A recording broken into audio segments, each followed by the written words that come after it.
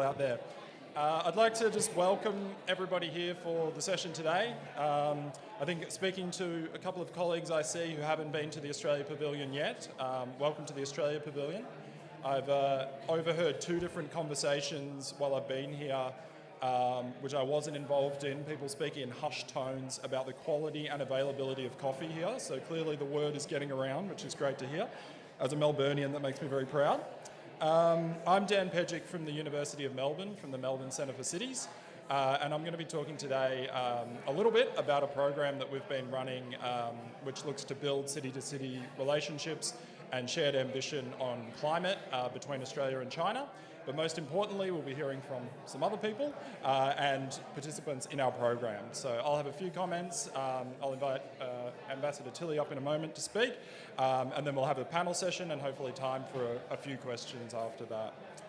So there's a couple of people I just wanted to acknowledge who are joining us here today. Obviously, Ambassador Kristen Tilley, who's sitting over there, very kindly made some time in her schedule to join us today.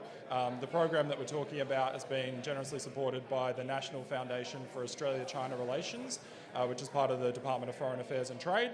And we've been working really closely. The Australian government's been a fantastic partner on the project. So it's really great to have the ambassador here today, who will speak in a few minutes. I'd also just like to acknowledge Mr. Zhou, who's joining us here. Mr. Zhou is a Minister and Deputy Head of Mission at the Embassy of China here in the UAE, and really kindly has come to join us here today. We've had really great support both from the Chinese Embassy in Australia and also some other Chinese embassies internationally for the program, so we really appreciate the support here today. And I would also like to acknowledge Mr. Wu, who's over here from the Shanghai Municipal the Shanghai Municipal Department of Ecology and Environment, and he is the Deputy Director General.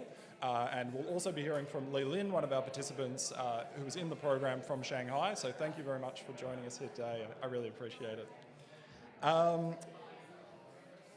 In terms of the program itself, so everybody I think knows, I was informed this morning that it's Wednesday, which was news to me, but what wasn't news to me is the fact that today is the thematic day on multi-level action, urbanisation and the built environment.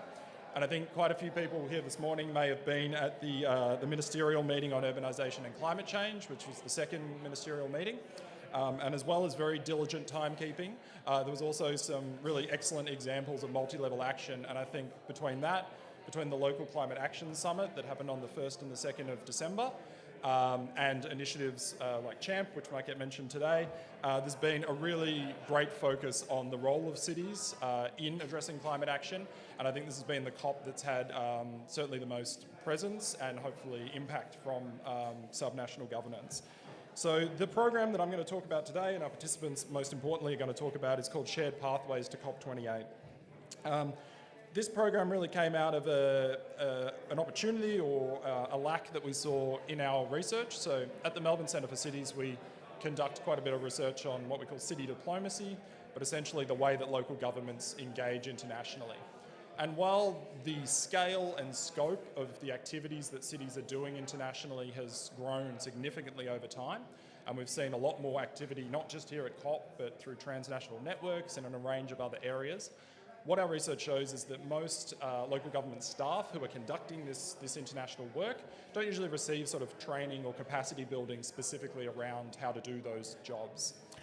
So we developed a city diplomacy masterclass and then were supported by the National Foundation for Australia-China Relations to pilot that program.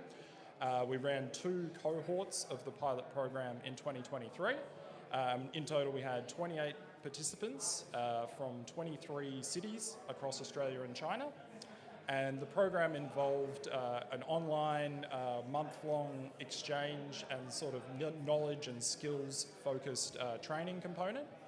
And as part of that, participants also completed a Capstone project. So they looked strategically at the way that their cities were engaging internationally on climate and opportunities to maximise the impact of those international engagements. After that, we were able to convene both cohorts in person. So the first one of those convenings happened in Melbourne and Canberra, and we have some of our cohort 1 participants who we're going to hear from today. And the second one was in Hong Kong in partnership with Hong Kong University and the Hong Kong government.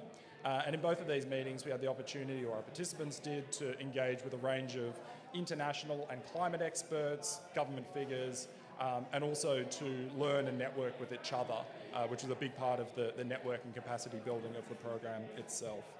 So that's all I'm going to say on that, because I'm going to let the participants talk about it in more detail. But I'd like to invite Ambassador Kristen Tilley up onto the stage just to say a few opening remarks.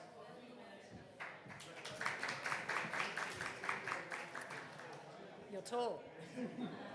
Thanks very much, Dan. Hi, everyone, and can I welcome you all here for this side event, but in particular welcome the Chinese colleagues who have come down to be part of this discussion.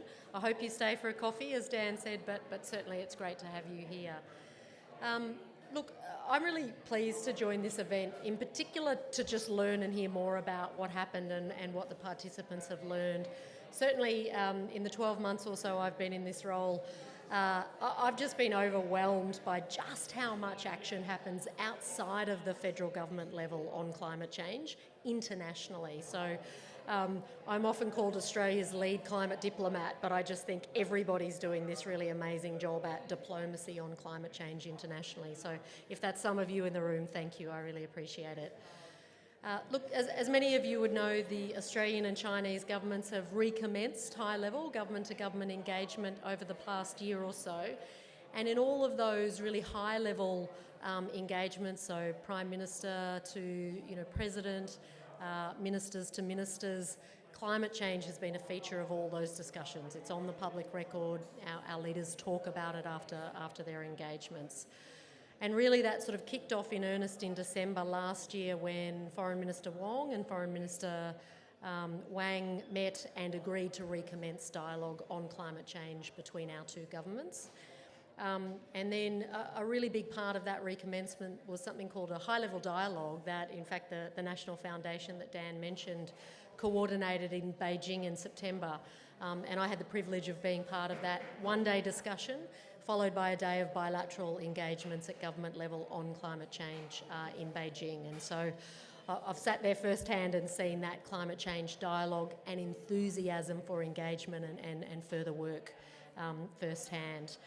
And as many of you would know, just last month, on the 7th of November, Prime Minister Albanese and Chinese Premier Li agreed to expand our cooperation on climate change, energy and the environment between our two countries.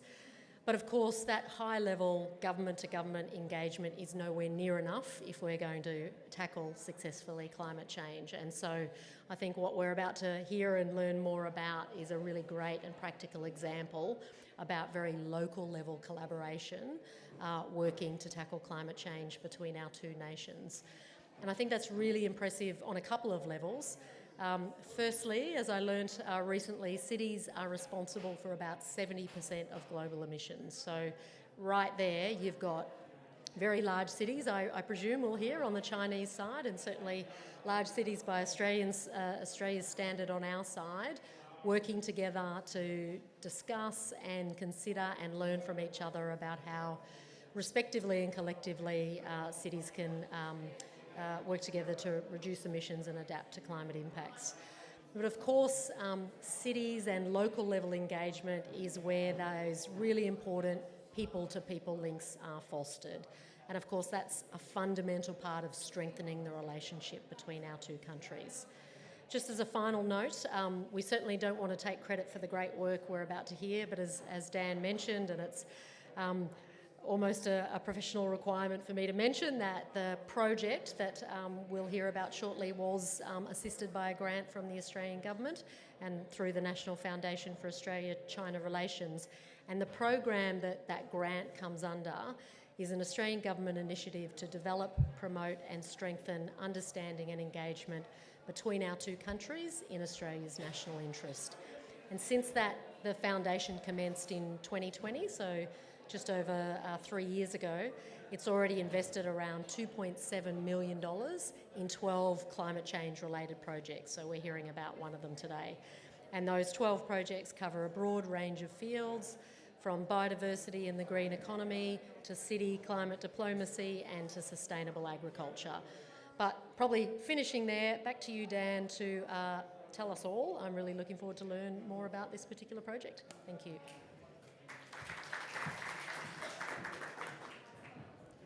Thank you so much, Ambassador Tilley. I'd now like to not say too much more myself and invite our panel members on the stage, and I'm going to make sure I get your titles right. In the order I have them written down here, we have Councillor H.Y. William Chan, who is a councillor at the City of Sydney, but this week at COP is also acting as the Lord Mayor of Sydney's representative. He was in the cohort 2 of the program. I'd like to invite Lee Lin onto the stage, who's the principal staff member from the Climate Change Response Division of the Shanghai Bureau of Ecology and Environment, and also was in the second cohort of the program. I'd like to invite Andrea Bassett, who is the principal climate change advisor at the City of Adelaide and was in the first cohort of the program.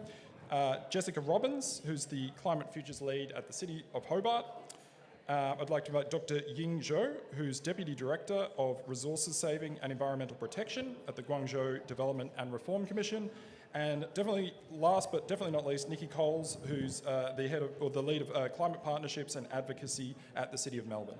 So we have a big panel, and we have less time than we had before. So I'm going to be pretty diligent with my timekeeping. Also, I'm going to be kind to Councillor Chan, who needs to run to another event shortly. So maybe we'll start with you. I gave our panellists some pretty simple prompts today. I wanted to talk about the role and importance of international work in their climate strategies in their cities, and also to talk a little bit about the Shared Pathways program itself and what they got out of it, and bilateral relations that were forged from the program. Will, I'm going to ask you a question first. Sydney, member of C40, is well recognised for doing a lot of international climate work. I know that you've been involved in some of that work, but I'm particularly interested to hear about how your participation in the program sort of changed the way that you think about the international work that Sydney's doing and how it's sort of informed the strategies that you're taking forward. Bujari Kamarua, everyone. Good day. The City of Sydney has always had traditional bilateral relationships with global cities around the world through our climate change networks, but more broadly in terms of our trade networks and business economic strategies. Our priorities at the moment has really focused on how we can continue to work with local issues that other cities are pioneering and taking a leadership on. And that includes Chinese cities. So we have our relationship with Guangzhou and Wuhan, really having had in the past decade delegations from both sides visit China and Australia so that we can understand each other, but also learn from each other. These more thematic, topical-based relationships are becoming more important for us. And our understanding through this masterclass was really about us able to listen and learn.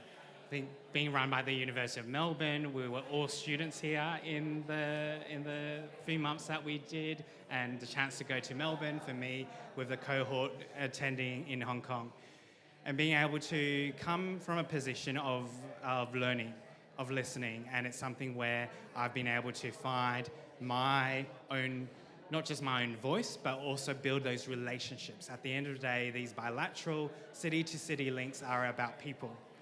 It is not so much about the cities, but the relationships we build on an individual level. And that's something that I've learned and have continued to pursue back at City Hall, but also more generally with this support network. It's hard being in this space, fighting for climate action, trying to have the urgency and responsibility on our shoulders.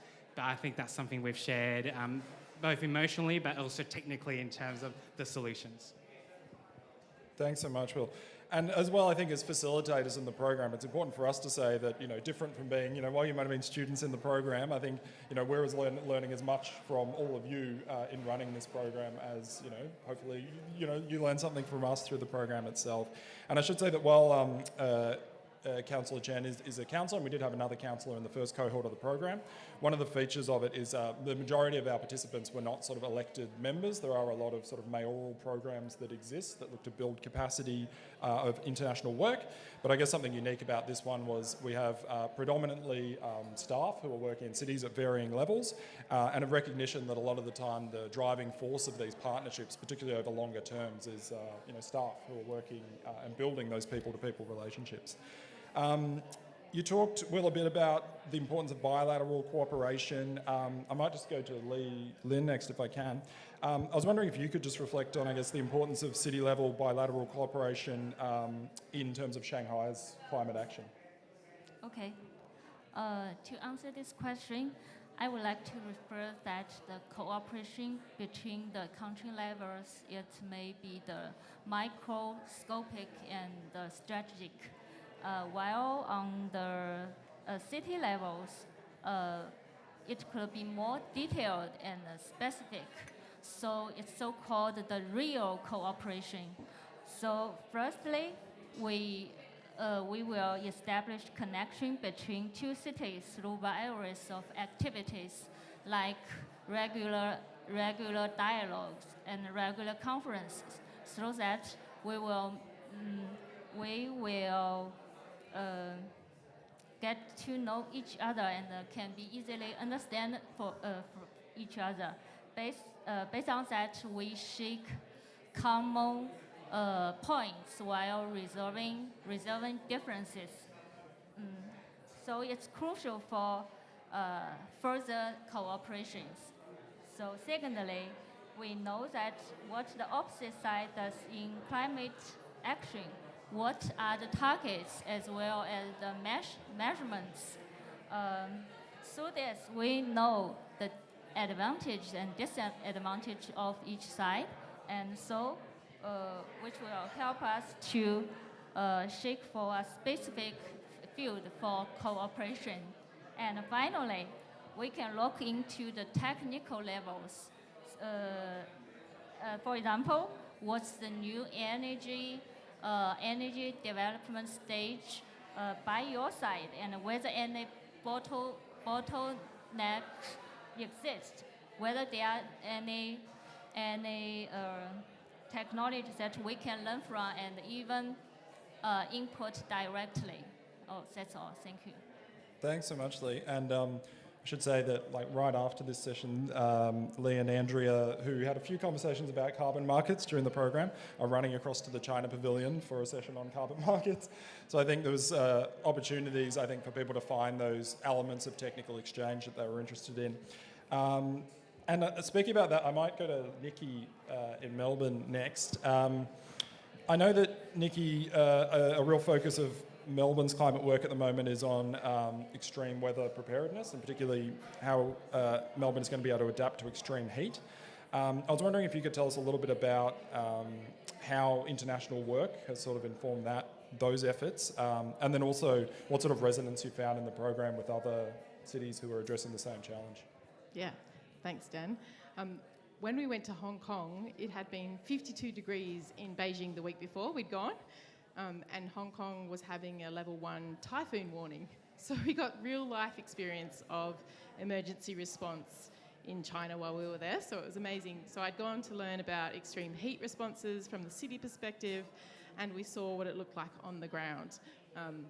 I saw that their communications was everywhere, so when there was a heat wave, there was signs at the start of our hotel, in the university, in the subway, when you got in the tram, and we just don't have that in Melbourne at all. So that was number one learning for us, was communication of extreme weather in China is amazing, and we can learn a lot. And the use of data was also great. So there was this great museum where they had taken the heat data from the university and made games that you could play. And these games were able to be rolled to schools. So you could push the game into school, sit in the school for 2 weeks at a time, and the kids would play a game about heat. So there was some great learnings from just being there on the ground, and then also talking to Ying and Li in Guangzhou about how their cities had achieved this work. And there were some lessons around trusting scientists, employing scientists, having data given to people freely, so they could access flood level warnings at all points of the day. There's just so many great insights from being on the ground and hearing directly from the other cities. Thanks so much, Nikki. You mentioned Guangzhou, so maybe I'll ask you a question next.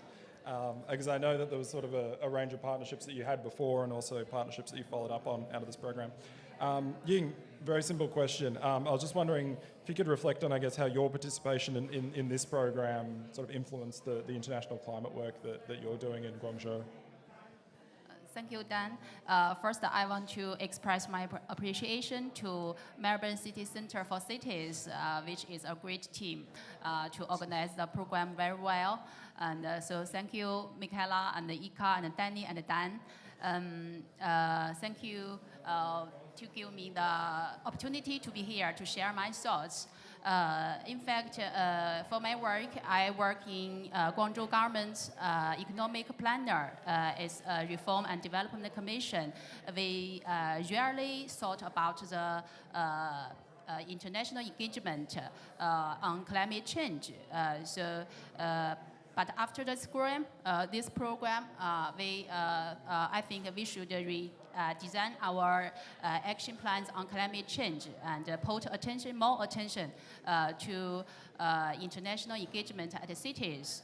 And then, in fact, we have closely cooperation with Australia, especially we have 20% natural gas imported from Australia, and this program has facilitated the cooperation between Guangzhou and Melbourne. And after the program, Guangzhou delegation visited Melbourne, and then the Melbourne delegation paid a visit at the late of July. So I hope our program will continue, and more Chinese cities can join us to share, to reflect, and cooperation. And because cities act betters the world, betters more future. Thank you. Thanks so much, Ying.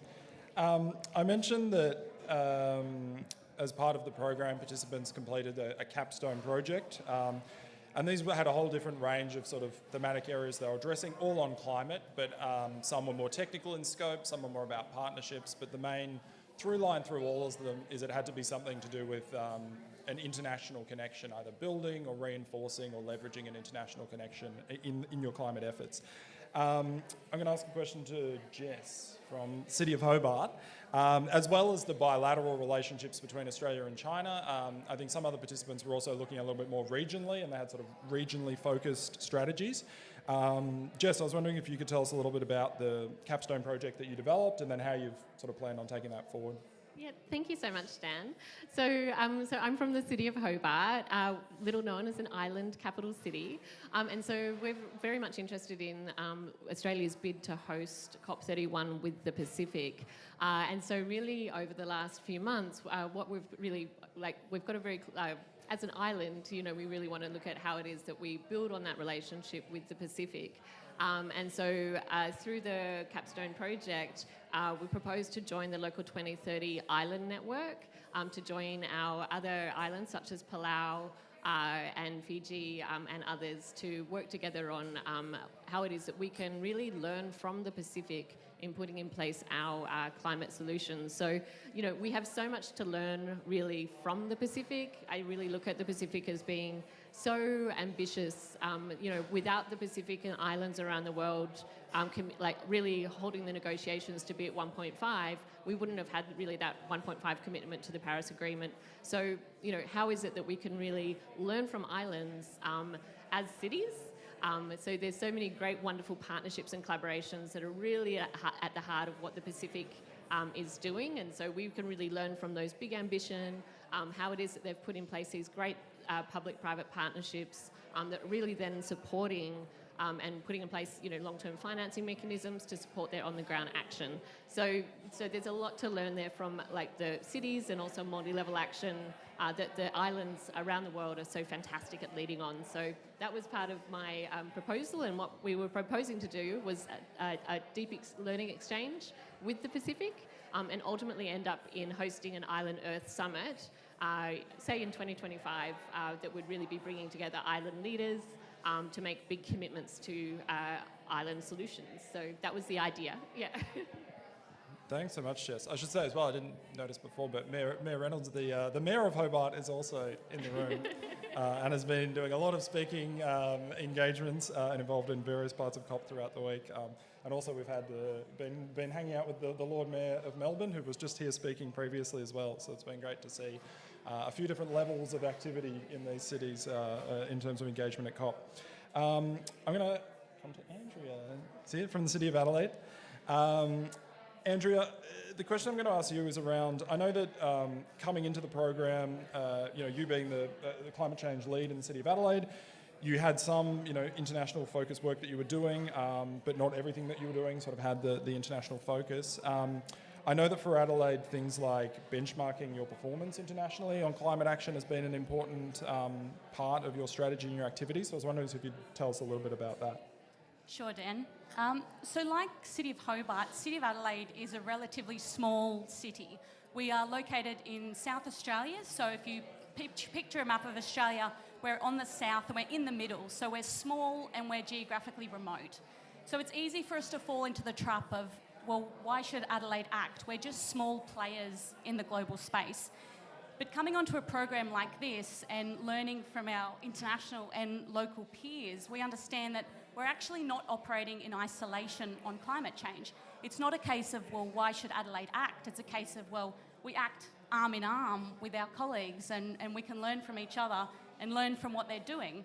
And part of the benefit of being a smaller city is that we can be more agile and ambitious, and we can use our city as a model to the rest of the world and say, well, we can do things here that can potentially be scaled elsewhere. So, and we've found some very interesting similarities between our cities. For instance, understanding from Lee that both of our cities are engaged in the carbon market and looking at what we can do in this space has been really eye-opening, even though we're very different scaled cities.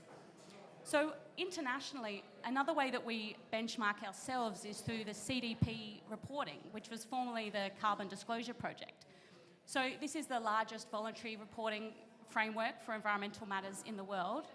And we report on this annually, and it covers everything from your mitigation efforts through your adaptation, your climate risk assessments, your governance on climate change. And we report under this as a way to benchmark ourselves against leading cities in climate change. And for the 5th year, Adelaide has been on the CDP A list. So even though we're very small, we're in the top 13% of climate performers globally. And this is really important to situate what we do in that global context so that we can communicate to our elected members, to our council, and also to our communities that what we do matters. And what we do is being paid attention to by the global community as well. It's not that we're acting in isolation in remote Australia, it's that we're acting amongst our peers and we're coming out on top. So it's a great way of sort of stopping and taking stock of what we do, and we're hearing a lot about the global stock take here, but it's important that as cities we also take stock of our own emissions and what we can be doing better. And this international benchmarking allows us to pat ourselves on the back where we are doing well, but it also allows us to see where we can do better. And programs like this have been a great opportunity to talk with other cities and understand some things that they're doing much better than us, but also areas that we can share with them and improve upon. And a lot of it comes down to the nuances of our individual cities, geographically, politically, what our community cares about, but we're finding there's just as much commonality as there is difference. Thanks so much, Andrea. That's great. I'm going to, Nikki, I'm going to ask you a question I didn't prep you for at all. But you did, I think, Ambassador Tilley, and just in the comments there, spoke a little bit about scale. And I know that obviously you've had some partnership work that you've been doing with Guangzhou. The scale of Chinese cities, both in this program and generally, is much, much larger, particularly with the local government system and, that we have in Australia. So I guess I was just wondering, if you could reflect on that partnership and some of the work that you've been learning about from what's happening in Guangzhou, but also I guess how you take that on board, given the fact that we're working across extremely different scales sometimes. I think I have a good example for this one. Now you put me on the spot. So recently we have been working on a plan to make our building emissions reduce to zero by 2040. Our older buildings in our city, there's no program in Australia to reduce their emissions. So we had to find a path ourselves. And our scale at our city is very different to the Guangzhou scale. But in the lead up to making this plan and policy, we talked to over 10 international cities. And some of those were similar to us, like Vancouver, and some of those were very different, like Guangzhou. But from every city, we learnt something. So we learnt in Vancouver how they dealt with a similar policy context. From Guangzhou, we learnt how they did the technical side. In other cities, we learnt how they did it on a precinct scale. So we managed to take things from these 10 cities around the world. It helped us deliver the plan faster. It helped us be more ambitious. It helped us get a bigger impact. And it also gave us friends who could do joint advocacy. So I think there's so many different levels that you can work on when you're doing this climate work that no matter what scale of city you're working with, you can always have takeaways. I think that, scale is no barrier. Thanks so much. Have you got time for one more question, Will? Something that's been spoken about a lot. I mean, last night I think some of us were at a reception event in the multilevel action pavilion, and there's a range of sort of transnational city networks that have both come to have a reasonable influence over coalescing and coordinating and pushing forward these efforts. And we did have a bit of a focus in the program around how cities engage with these networks and what they can get out of them. There's a lot of them, around a third of these networks are operating on environmental issues. Will, I was wondering if I just ask you about, I guess, your engagement in networks and how that's been sort of beneficial for transnational networks specifically, and how that's been kind of beneficial for Sydney's climate work. I think recognising what we've experienced during COVID and kind of the separation of countries being focused on their own bubble, being nationalistic, this has been a really great way to re-engage and really reopen those relationships up again, this relationships and the connections that we have with cities. But I think the beauty of the program, but also being able to share this knowledge is I'm now not only just sharing what Sydney is doing in terms of our climate leadership, but what other cities are doing. Like we're now allies doing this together, because as the ambassador said, cities are really where climate change will be won or lost. It's up to us as city leaders and city officers, local leaders who are working with our community to be able to understand that work. And a good example would be a highlight of the Hong Kong trip was actually working and listening with the former politicians of climate change and responsible for climate action, talking about their slope database. With all the mountains there in Hong Kong, they're the city with the largest analysis and data on all their slopes, whether it's the maintenance and the sensors they use to make sure that to prevent landslides, to prevent climatic impacts when typhoons and cyclones happen. And that's something we've been looking at in terms of, say, our stormwater drainage. And we want to actually create a swimmable harbour here in Sydney. And for us, we're already doing that work slowly by monitoring 24 hours our microplastics and where waste comes from in our sewage. And for us to actually do something very similar and learn and be able to collaborate in different ways, in different contexts, but actually do it from a place of understanding our place and where we are. Those politicians over in China will also get those kind of comments and feedbacks from their community and from the expert community as well, and it's something that I get on a daily basis. So being able to respond very quickly in terms of resilience and have that long-term planning is something that I've been able to put into place. Thanks so much, Will. Jess, you got to run? Yeah, go. Well, as another speaking engagement needs to go to. Jess, just to sort of follow up on that, coming from sort of a smaller capital city in Australia, but one that's been really active in these climate networks and in a range of other sort of efforts, why do you think that has been a priority of a city like Hobart? why has engaging Yeah. internationally and across it. Yeah, why has it been a priority? Yeah. Sorry. So it's just so important that for places small to really large, that we really can learn from each other. Being able to sort of really have connections now from like deep connections to Melbourne, to Guangzhou, Shanghai, just really allows us to jump through so many barriers. We can really just learn from each other and more rapidly get to a place of implementation and impact. And so that's incredibly valuable for getting things done, but also to really be inspired by those that are really leading. So that's a really valuable part of just being recognised, being able to be seen, so that others also know that when we've got something great that's happening, that they can reach out and learn as well. So, Yeah. Thanks so much, Jess. Lee, I was going to ask you one more question if I can. You spoke a little bit about the importance of bilateral relationships for Shanghai's work. I was just wondering if briefly you could reflect on, I guess, this program and kind of what you took out of that in terms of influencing the work that you've been doing. Okay. As you know that I'm a civil servant, and I'm just focused on the professional work. So sometimes I will ignore the importance of foreign engagement.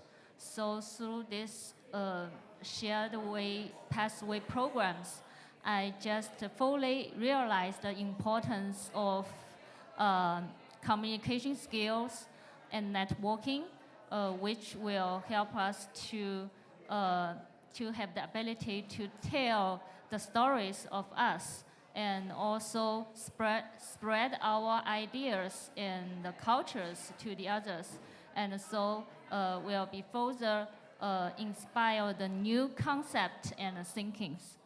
Yes, that's all.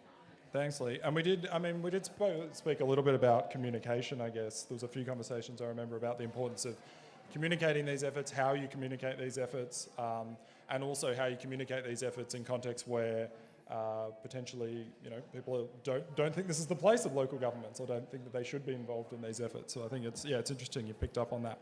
I've maybe got time for one more, and then I do want to have time to people to ask some questions, because we do have a range of kind of experts on cities and international engagement in the room, I know. Andrea, I might just ask you one more question if I can. How do you think the program, you spoke a bit about benchmarking has been an important part of Adelaide's response and growing international engagement. How do you think being involved in this program kind of influenced your thinking, and what are you going to take forward out of it for the City of Adelaide? Thanks, Dan. I'd say the inspiration side is huge. As Jess was saying, I think particularly from our Chinese peers, I think seeing the scale of action that's happening in these cities that are so much bigger than us is hugely inspiring, because, as I said, we see ourselves as small enough to be a model for other cities, but we can look to other cities that are modelling on a much bigger scale and really be inspired by the boldness of that action. I think, we're just looking on different scales in terms of population and infrastructure, but even so, when it comes to the population, we've learned from our Chinese peers that when our populations are demanding action as well, we're all responding to them in a similar way. So I think it's certainly pushing us to take what we're hearing from our communities and implement that on a large scale, which is one of the sort of key learnings. I think it's just opened our eyes in certain ways that we wouldn't have had access to otherwise. I think part of the challenge in this space, and even coming to places like COP, which is so large and there's so many participants and there's such vast amounts of information out there, doing a program like this and actually sitting next to each other and having those meaningful conversations on such a wide range of topics, I think that's sort of been one of the key benefits, is filtering through the noise and finding those commonalities much faster than you would otherwise. Thanks so much, Andrea. And I know that I think on both sides it was interesting, there was quite a few conversations around the fact that populations, citizens in both Chinese and Australian cities were really demanding, the action, or very much calling on governments and quite supportive of the efforts that governments were doing in trying to decarbonise. So that was an interesting resonance to have. I'm going to keep to time. I've been told I have to keep to time even though we started a little bit late. But I did want to have the opportunity for people in the audience to ask questions. I think we have microphones. Trudy, I think, is going to assist us. Would anybody like to kick us off with a question for any of the panelists? Yeah, good. Okay. Your comment about communications that you noticed and how you felt Melbourne could do more, but I'm curious, can you describe the communications to a fuller extent so we can have a good understanding of where it was placed, how it was placed, what language was used, how they got people's attention, that kind of thing? China loves a mascot. So there was we went to the water treatment plant and there was, Ying's laughing because she's seen the mascot. I can't remember their names, but there was a girl water treatment mascot, like a little brown water drop and then a little clean water drop, and they both had names. Everywhere there was mascots, there was a solar panel mascot, there was a clean sun mascot, there was mascots for everything, and the extreme heat warning was the Chinese character for very hot with steam coming off it. And that's all they used. They didn't explain very hot today, blah, blah, blah, do some X, Y, Z. It was just the character with the steam coming off it. So just really simple child level graphics. Angel. Great, thank you so much. Angel Xu, UNC Chapel Hill. I have two questions, if I may, so if the panelists can pick which one they want to answer. The first one, I was wondering how you balance adaptation versus mitigation versus resilience in your climate action plans. Is there one that you choose to prioritize, or do you think about them together? So that would be one question. And then the second, I didn't hear that much about how you work with national government and other higher levels of jurisdictions, whether it's regional and so if you could speak to how you do that. Are there areas where it's easier to collaborate, where it's harder? Are there particular resources that you're looking for or support from national governments? Because we hear that that's a key also to unlocking further city action. Thanks. Who wants to jump in on that? I can take the first question. Thanks, Angel. So mitigation and adaptation, we deal with them in concert at City of Adelaide because extreme heat is a huge issue for Adelaide. That's going to be our number one biggest impact from climate change. We are an extremely hot city on the edge of a desert. We also have the world's best variable renewable electricity grid. So South Australia is well on its way to being 100% wind and solar energy. So we need to make the most of that. And we're looking for opportunities to bring these two things together. And a key area is electrification and retrofitting. So if we can electrify all of our households and all of our businesses, and we can do it in an energy efficient way and upgrade people's air conditioning and upgrade their thermal efficiency, that's really sort of killing two birds with one stone and really strategically using the resources that we have. And I guess that goes to the second point about how we're dealing with other levels of governance. We work closely with our state government on this because they're the ones that have put in the brilliant policies that have gotten us to this point with our renewable energy. So we see it as they've gotten us here with the grid and we advocate to them and we do a lot of advocacy to the federal government as well. But what can we do as a city to make the most of that and to really capitalise on that opportunity that they've provided for us? I feel like Jess is going to want to have a comment on this. Thanks, Dan. So I'll also just go for question one. Thanks, Angel. For City of Hobart, we already benefit from Tasmania being 100% renewable electricity, thanks largely to hydro. So we can generate 100% renewable electricity. But then we also because of that, we kind of also can run the risk of falling behind in the actual transition to demand-side household solar and retrofit. So similarly to Adelaide, a really big emerging priority. We're currently developing a new climate strategy, but certainly that electrification and retrofit again is becoming a huge priority, and so it's great to be able to exchange really closely with Adelaide on this journey.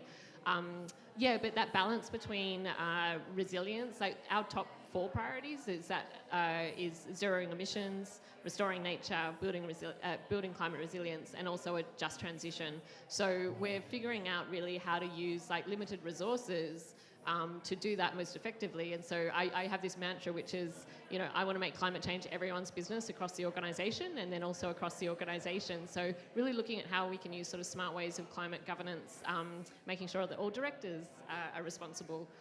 Those sorts of things are really ways of activating limited resources into and making change. So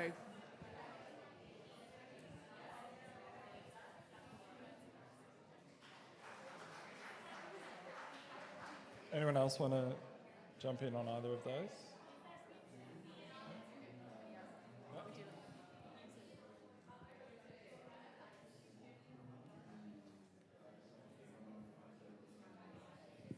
Yeah, you go, and then, sorry, you and then you, yeah. Okay.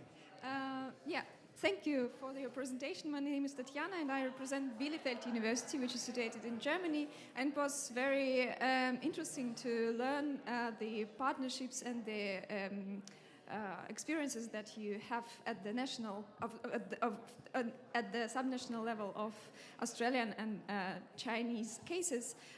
Since this COP is very much kind of talking about the localization of finances, I'm curious to ask you, how do you deal with entry points to finances at your subnational levels, and if you have found any common points within your partnerships with China and Australia to finance. Thank you. Local financing.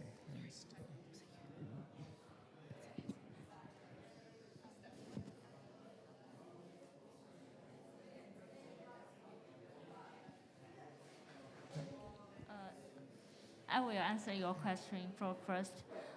You mean the local finance, right? You know that in our nations, they will launch a program about the pilot of climate investment and climate investment. And so in Shanghai, we will have like a trail district of Pudong district, which is one of the 16 districts of in Shanghai. So the Pudong district is already successfully applied for the trail district of climate investment. So we will establish some standards about how to select the climate effect, a good climate effect projects for that. So maybe for this project, we will involve more international good technology to be a good project involved in this project. Yeah. Thanks, Lee. Do you want me to answer from Australia's perspective? Go on. City financing in Australia for climate is often ad hoc grants, usually state government, sometimes federal government. So we need secure, long-term, robust funding to deliver what we need to do for our communities. And I did feel like the Chinese cities had some better structures and systems in place, so we could learn from them. You? I will discuss the question with you. For Guangzhou, we had, I think the financing on climate change is a common challenge to other cities in the world. So because investment on the climate change may be very huge, but it also make a huge market. So from Guangzhou government, we made a lot of policies to attract investment funds to invest in Guangzhou.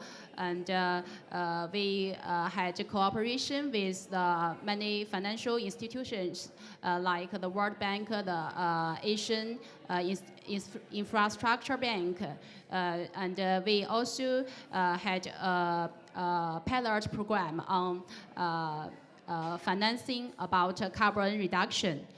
So we take measures on the industry development, especially the renewable resources, and to attract more entrepreneurs to solve the financing problem. Yes, thank you. Thanks, Ying. I promised you a question, sorry. Thank you, host, that gave me the opportunity to ask my question. I'm very happy to this opportunity because I'm originally from China, but I'm living in Australia. Yeah, so happy to be here. Thank you. So I'm asking for a general question. So I may missed some of the information before. So what's the current stage of this corporation, and what's the final vision of this corporation? I mean, it's kind of research, or you are going to develop some advice to government to push for the city level for the climate change or even carbon neutral. As far as I know, I received some requests from the Guangzhou province, Guangzhou city. Some of the buildings, they're seeking to be carbon neutral. I don't know, is that part of this program or not? So just generally, thank you. It's kind of a question for me, I guess. Do you want to start? On the buildings side, yes, some of the cities in China have like an emissions cap for their buildings, and the cap is going down each year. It's not part of the program to make us do any of these programs. It's for us to share learning. So we have actually proposed that we will do a cap in the city of Melbourne for our buildings too, based on learning from Guangzhou specifically and other Chinese cities on this emissions cap. So it's not part of the program, but the exchange gives us exposure to policies, how it works in practice, etc. I think, yeah, just in terms of the program specifically, this is kind of the conclusion of this program. So the last part of it was our 6 representatives here, just due to their engagement with the program and the quality of the work that they did, were given support to come here and participate at COP. And also have been doing a lot of other things on the side of this program for their cities while they've been here, I should say. We're hoping to continue the program into the future, but really the idea is firstly to use the research that we've developed in this area and use that to inform the program itself and the knowledge and skills development that we've done. But once these cohorts are finished, we're hoping to continue to facilitate alumni activities where there's still opportunities for people in the program to connect. But most importantly, it's kind of just about creating some of these partnerships that then hopefully the cities can continue themselves to discuss, because ultimately they're the ones doing the work. We've just really been facilitators in this. We maybe have time for one last one. Emma?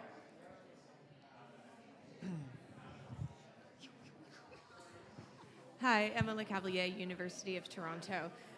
My question, I realize that we're at a climate conference, but it sounds like a lot of the skills that you've developed in this course could be translated into other issue areas, and I'm just curious to know whether or not you or some of your peers in the city are applying this into new areas, and which issues do you think are sort of ripe for city diplomacy?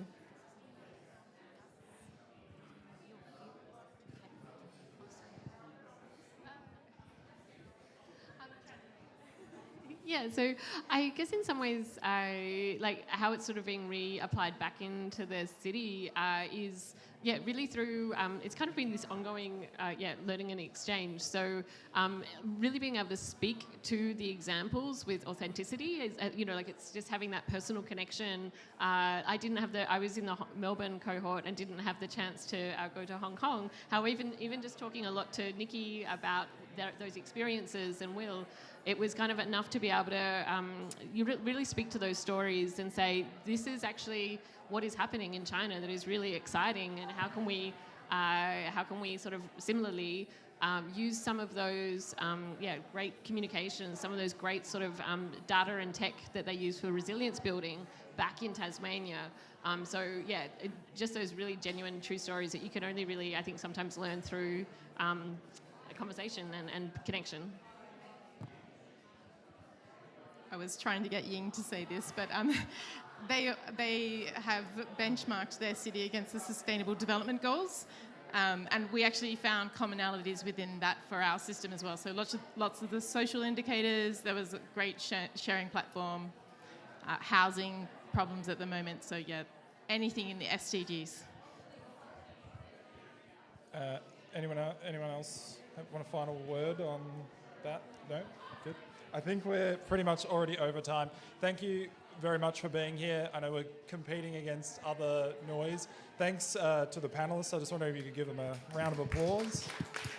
It's very hot up here and we've crammed them all in, so I appreciate it. We're going to be here kind of mingling, so feel free to come and talk to the cities more if you have further questions. Thank you.